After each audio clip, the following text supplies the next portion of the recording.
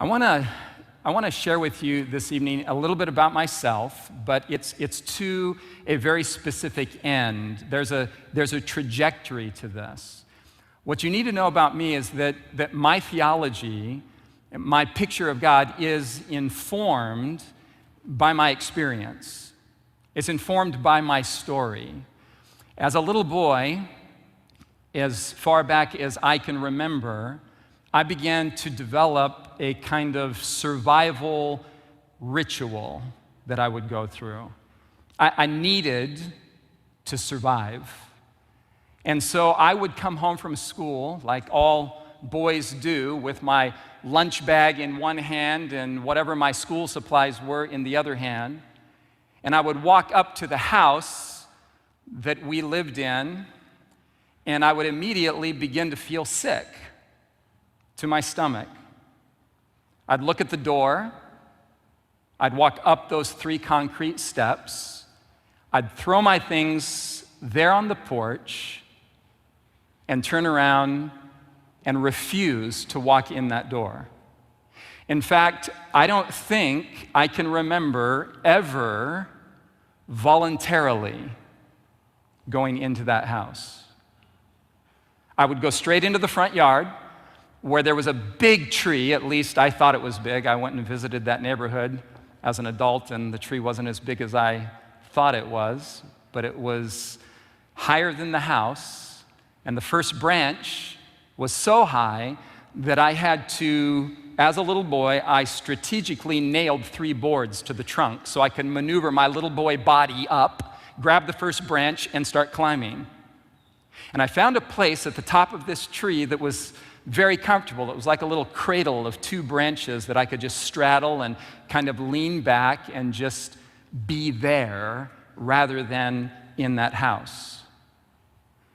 And I would sit there in the tree, sometimes for hours, and I would just think. Actually, I don't think thinking is the right word at that point in my experience. I take that back. I was feeling. I would sit there and feel anger, hatred, as intense as you can imagine, because the things going on in that house were more than I could process. There was, of course, my mother, and she was incredible. I just adored her.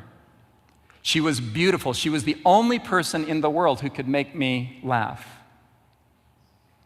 But then there was the guy called Daddy. And Daddy was the man who came home from work every evening, and he would begin to throw back the shots of vodka or Kessler's or Jack Daniels or whatever it was. My mom would come out into the front yard. She began to sense. She knew why I was in the tree.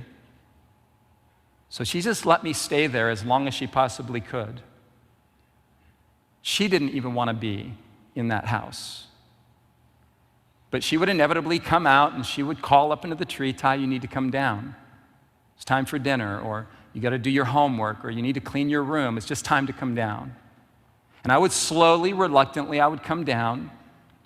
I would grab my things off the porch. I would go in the house and feel the tension of what was going to happen, because inevitably it would.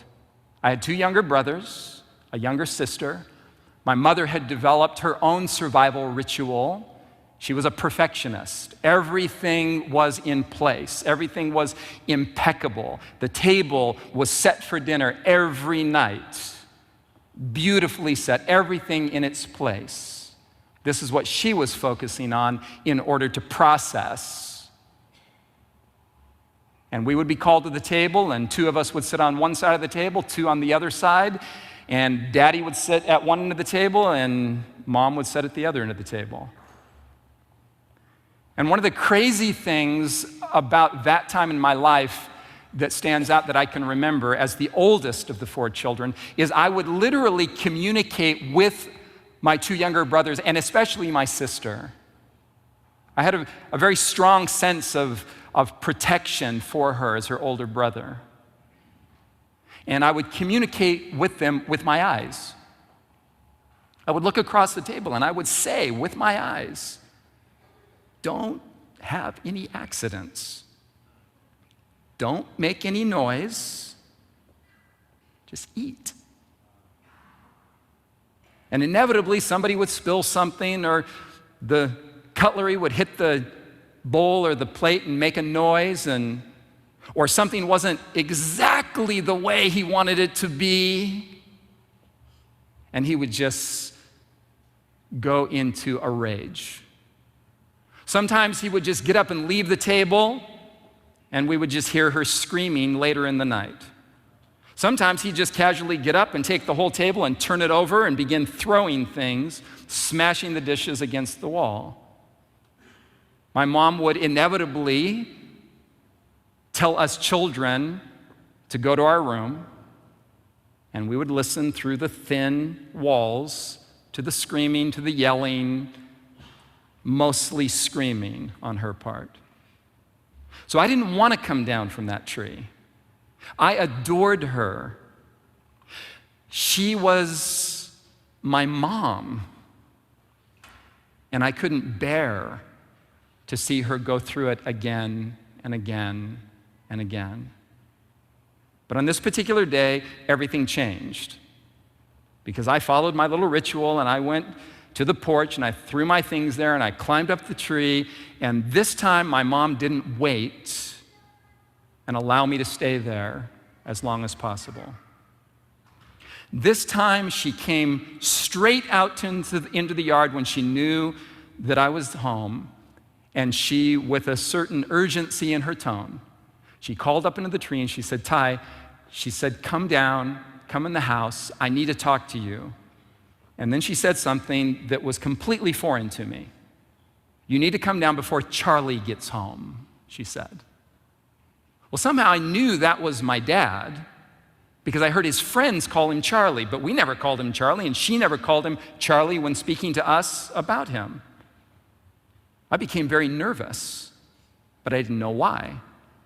I quickly came down, I went in the house, my mom led me into a back room that we children were never allowed in. It was a room where business transactions were conducted. It was a room in the house that had a lock on the door. And she led me in and she sat me down on the sofa and she pulled up a chair in front of me. And my mom looked at me and she put her young, pretty hands on my knees and she looked into my eyes and she said, "Ty, I need to tell you something. Your teacher said that you're not doing well at school, you're not even engaging, you're not doing anything. You're just sitting there, you're staring out the window, you're not even picking up your pencil." I didn't know what to say. I just looked at her. I felt bad. I didn't want to hurt her. But all day long, every day, all I could think about was her and what she was going through. She said, "I'm going to tell you something, and I think it will make a difference. I know how you feel.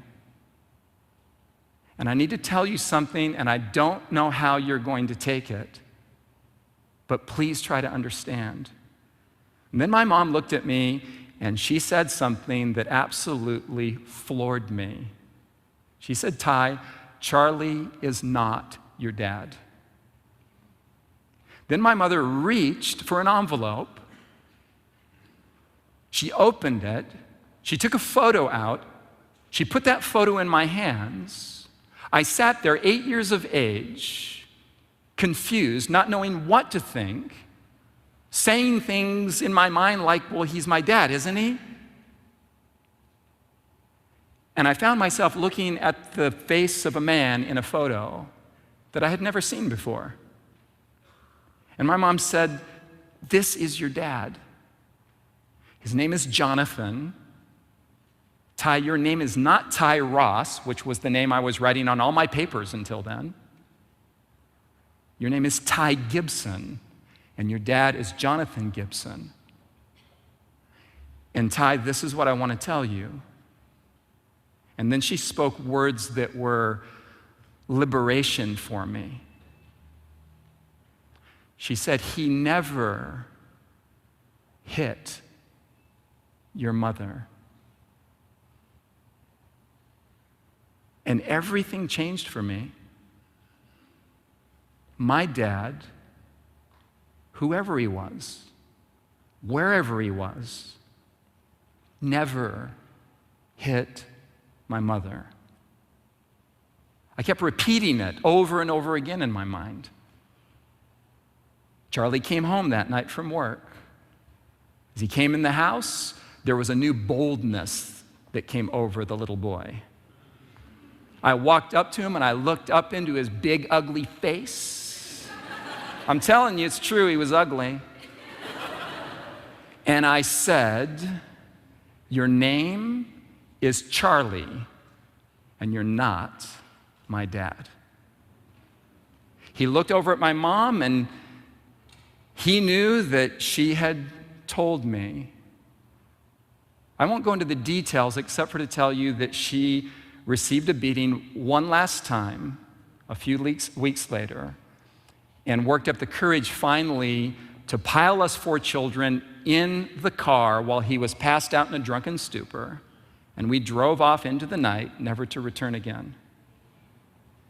Many years passed by now with this mother raising these 4 children in the inner city of Los Angeles, working 12, 15, 16 hours a day as a waitress, bringing the tips home and trying to provide for us.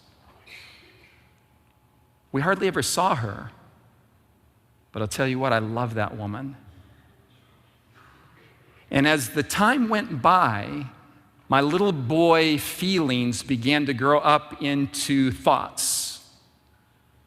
I began to have coherent ideas formulate in my mind. I began to feel that what was done was wrong. I didn't just love my mother. I felt an overwhelming sense of justice with regards to her. I knew what was being done to her was wrong. We didn't have a Bible in sight.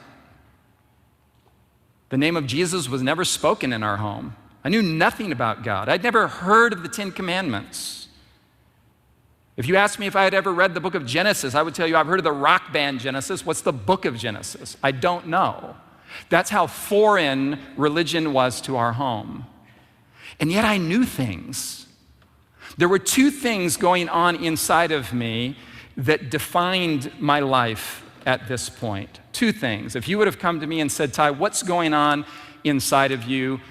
Define life." In all honesty, I'd have to say that life for me was 2 things. It was pain and it was love. That's what I knew. I knew that life was painful, and I knew that I loved my mom and that she should have never been treated like that. And as far as I knew, God was nowhere in sight. And yet he was there, stimulating inside of me this growing sense of the difference between good and evil, right and wrong. Just pain and love, that's all. And that pain and that love became for me a passageway for a series of questions that were haunting me through my teenage years. As time went by, my mom and my girlfriend at that time began to study the Bible. They brought it into the home. It was within our proximity. In fact, there's a guy, I don't even know if he's here. I think he used to be here on campus. He was a young pastor. His name was Joe Kidder, and that dude was in our home studying with my girlfriend when he was a young pastor. And he was opening her mind to things. She was already spiritually inclined, and I was dead set against it. I was certain that the way we got here is that planet Earth was probably seeded by aliens or something like that. Probably I thought the evolutionary theory is true, and that's why we're all so brutal. Those were the kind of thoughts going through my head. And then finally, my mom came home one day after attending meetings every night for what seemed to me like a really long time. And she announced to the family that she was now a Seventh-day Adventist Christian, and I think she even threw in the words born again. She was a born-again Seventh-day Adventist Christian. Google didn't exist yet, so we were looking for the dictionary. We're like, what is she? Never heard of any of it, but it became clear that this was going somewhere when she said, and we are all hereby vegetarians, and you will never watch TV again. I'll give you one guess. I'll give you one guess what church she was baptized into. Don't say it out loud. We were confused, but I loved her. She had my respect. She had my adoration. She had my heart. And now this other girl had my heart, and my mom and her were becoming good friends, and this Joe Kidder dude was in the mix. And they're studying the Bible, and I'm staying downstairs saying, this is just whack. This is crazy. Nobody could possibly believe any of this. And then my mom put a guy up to coming downstairs during their Bible studies to visit me. He was another youth pastor, and he knocked on my bedroom door. Nobody knocks on our house. I thought, what in the world? Who's that? So I opened the door, and here was this guy. I am not kidding you. He looked like Richie Cunningham from, that show. And I thought, whoever you are, you're probably connected with what's going on up there, and you're weird. I didn't want to engage with him, but he began to talk with me. I listened rudely. At the end of his spiel, I said, could you just not come back anymore? I'm not interested. I don't believe in God. In my mind, there were things going on. I couldn't wrap my head around the idea of the existence of a supreme being who would have the kinds of things I grew up with going on in the world. Well, he came again, and I determined for the first time in my life to tell somebody exactly what I thought. I didn't even know what I would say. I knew it was going to be mean, but I was going to tell him in an effort to get him never to come and talk with me again, because this was becoming a habit for him. So he came again, and I said, listen, I don't want to hear anything more. Yeah, my girlfriend is saying the same thing you're saying, and my mom is saying it, and I just don't believe it. I said, listen, 2 + 2 = 4, not 56. And this God is love idea that you guys are pushing does not match up with reality. It just doesn't. I told him, I said, I'm not even God, and I don't claim to love everybody like you say he does. But if I saw children dying of starvation, I'd max out my credit card to feed them. I'm not God, and I don't claim to love everybody like you say God does. But if I saw a man beating a woman, I'd intervene. So don't tell me that God loves people and at the same time has some kind of power that he's not using. Because in my mind, the way I was seeing it is that the idea of God, if it meant anything, equated to power. If you're God, you can get some stuff done if you want to. So the get some stuff done part wasn't happening.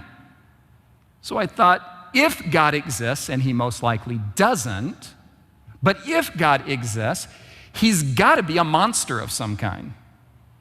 To have that kind of power at his disposal and just let it go on. So I told him, and he said something I didn't expect.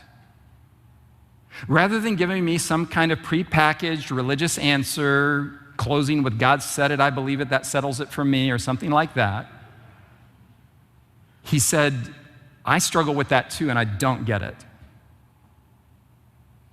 And I just respected him a little bit. I was like, "Whoa, really?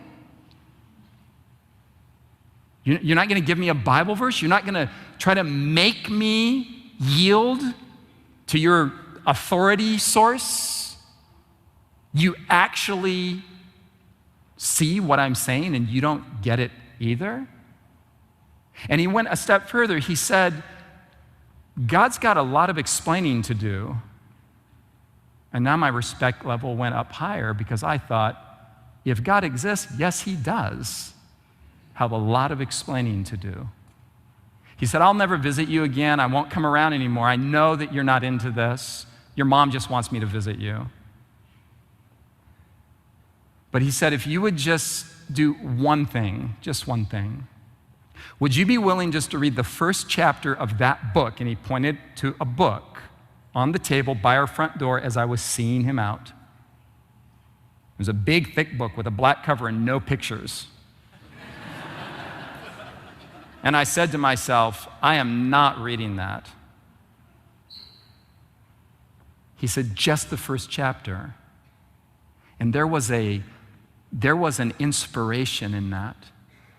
Because if he would have said, "Would you read that book?" I never would have. But we have a deal. I read the first chapter, you never come again. Deal. And I was driven to read that first chapter, just out of a sense of respect for the guy. And I sat down in my mom's house and I opened the book to the first chapter, and the first 3 words, "God is love." I thought, oh, here we go. That's what my girlfriend keeps saying. That's what my mom keeps saying. That is ridiculous. But I said I'd read it. And so I did, and I kept reading, and I can tell you that I did not understand 80% of what I read in that chapter. The language was foreign to me, the vocabulary was religious. I had no idea what most of it meant, but something formulated in my mind. Very, very simple idea came clear before me, and it was basically this: that love necessitates freedom. And freedom is risky. That's it. In that chapter, basically, I was confronted with an angle, with an idea that I had never thought of before in my pondering of the pain and the love and the tension between the two that I was experiencing. Very simple idea, and it was this. I said to myself, wait a minute. It is possible to be in possession of a great deal of power, maybe even to be an all-powerful God, and to have a value system that favors love over power. It is possible for a God to exist and have a world like this on his hands and be a God who is good. And I begin to realize that love by its very nature, after all, there was my mom and I loved her. And there was my girlfriend and I loved her. And I knew something intuitively about love. I knew that love and coercion can't occupy the same emotional space. I knew that. I knew that the only way for me to relate to my girlfriend, to my mother, was by giving them space. to be to me whatever they wanted to be to me. And the moment I would begin to manipulate or to force or to control, the thing would evaporate. Love would cease to exist. I mean, think about it this way. How many of you guys here, I can't see past about the 10th row there, but how many of you guys are single? Raise your hand if you're not married. Raise your hand if you're not married. I know you're not married, dude. Raise your hand. Okay? All right. So you're not married. Keep your hand up if you would like to be married. I mean, not like tomorrow or anything, but someday you would like to be married. Okay. Now, what would you think if I said to you, listen, I have the perfect formula for getting the girl.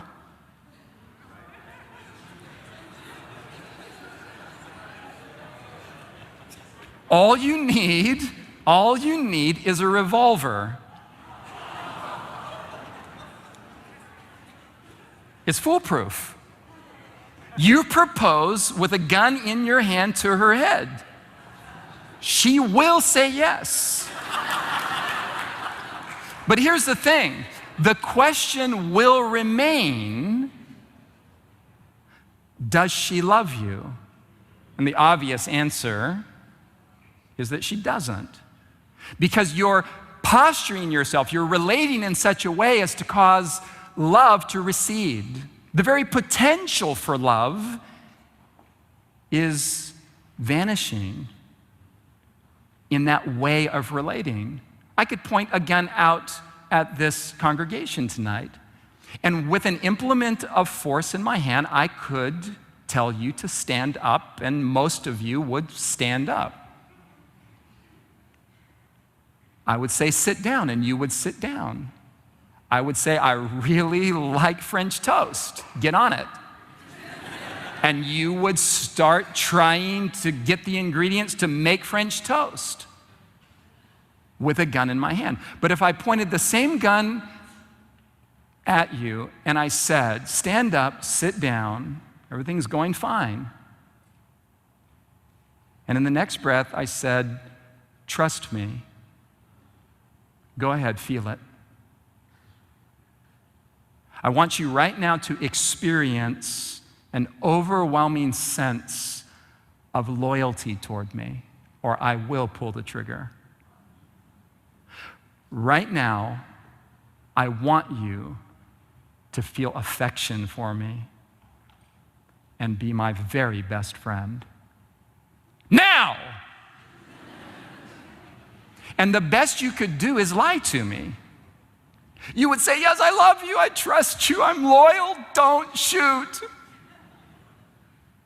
But you'd be lying. Because, again, love and force are mutually exclusive and can't occupy the same space. And when this dawned on me, I sat there in amazement, and suddenly it was plausible that God could actually exist and be good and be all-powerful. All of that could coexist. For the first time, I went to my mom, to my girlfriend. I said, I get it. My mom said, you get what? I said, I'm whatever you are. I'm born again. I'm a Seventh-day Adventist Christian. She said, you are not.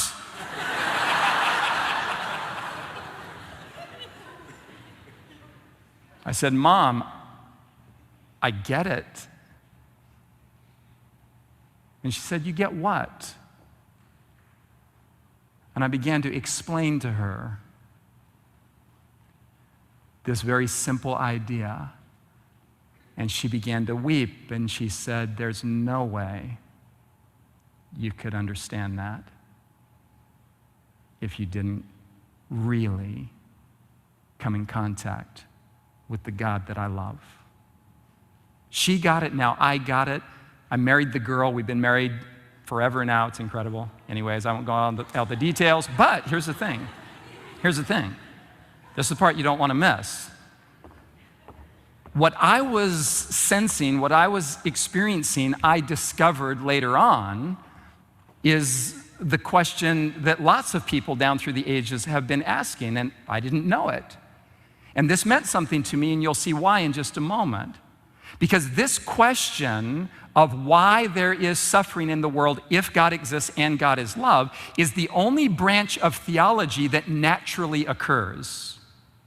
Nobody comes out of the womb and grows up and intuitively wonders which day is the right day of worship. Nobody comes out of the womb saying, did Jesus have a pre-fall nature or a post-fall nature? Everybody comes out of the womb and either witnesses or experiences pain. And the question inevitably comes to the surface. So what's going on?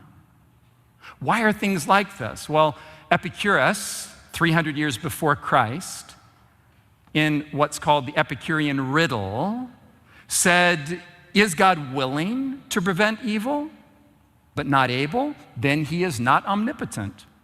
Is he able but not willing? Are you following his reasoning here? Then he is evil. Is he both able and willing? Then why does evil exist? And if he is neither able nor willing, that is to prevent evil, then why call him God? 300 years before Christ. He was looking at the suffering and the evil and the pain around him, and he was trying to make sense out of it. That's all. He was seeing what I was seeing, but he came short of seeing that the primary constituent of reality is love, not power. At least at this point in his reasoning process. I don't know where he went with it. Dude's dead. Can't ask him. Here's the thing. Epicurus is simply thinking, if God exists and he's all-powerful, evil wouldn't exist. But think about this for a minute. If love and not power is the primary construct of how life and reality is unfolding, then we could begin to wrap our minds around the fact that God is love, and because God is love, he values something above control. There's something God's after. There's something he's pursuing. There's something that Almighty God wants. And if you think about it, there's something that God, with all his omnipotence, wants, but even God can't get by means of force. God, with all his power, can't make me love him if I choose not to. That is the gravity of free will.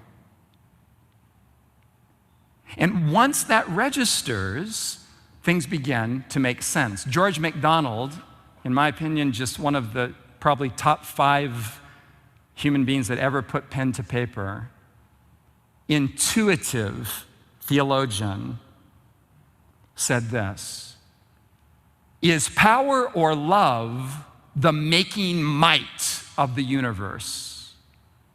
He who answers this question aright has the key to all righteous questions. He's essentially saying that reality is fundamentally governed by the exertion of power over or power under. He's saying that either God is operating on the premise of brute might, or God is operating on the premise of holding his power in reserve in favor of love as the primary force to get things done. And God got things done in my mom's experience. After all the pain she went through, she underwent this amazing healing right before my eyes. And then, without exerting any force or manipulation, God got into my heart and into my girlfriend's heart. And things began to happen in the way we think and the way we feel, and all of this voluntary adoration for God began to come up from within, and we found ourselves being changed from the inside out. And God pulled off all of that without any force, without any coercion. The Bible puts it this way: we love him, that is, we love God for one reason and one reason only, because he first loved us. This is one of the most profound sentences the human mind can process. This is telling us that God is operating on the premise of pursuing our hearts, that God, by love and love alone or not at all, is going to win the battle with evil.